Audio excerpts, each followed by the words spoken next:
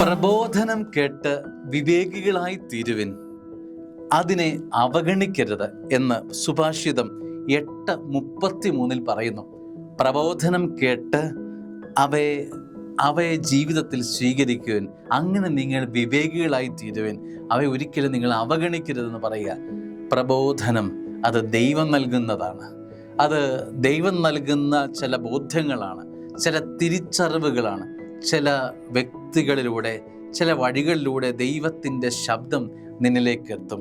ഈ പ്രഭാതത്തിൽ ദൈവം നൽകുന്ന പ്രബോധനം അത് ജീവിതത്തിൻ്റെ വഴിത്തിരിവിന് ബലപ്പെടുത്തിന് ഉപകാരപ്പെടുന്നവയാണ്.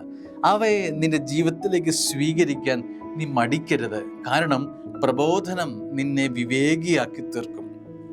വിവേകം അതൊരു പരിശുദ്ധാത്മാവിൻ്റെ കൃപയാണ്. അങ്ങനെ ഈ ബോധ്യം നിങ്ങളിലേക്ക് നിറയുമ്പോൾ നീ വിവേകിയായി തീരും. അവയെ ഒരിക്കലും അവഗണിക്കരുത്.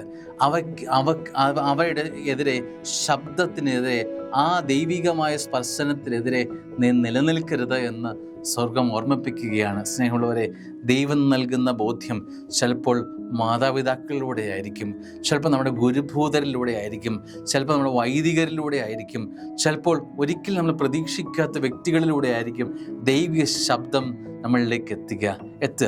അതുകൊണ്ട് അവഗണിക്കാതെ അവയെ ഹൃദയം തുറന്ന് സ്വീകരിക്കാനുള്ള ഉത്തരവാദിത്വം നമുക്കുണ്ടാവട്ടെ. അങ്ങനെ നീ വിവേകിയായി മാറുന്ന അഭിഷേകം ഉണ്ടാകും. അനുഗ്രഹമാവട്ടെ. ആമേൻ.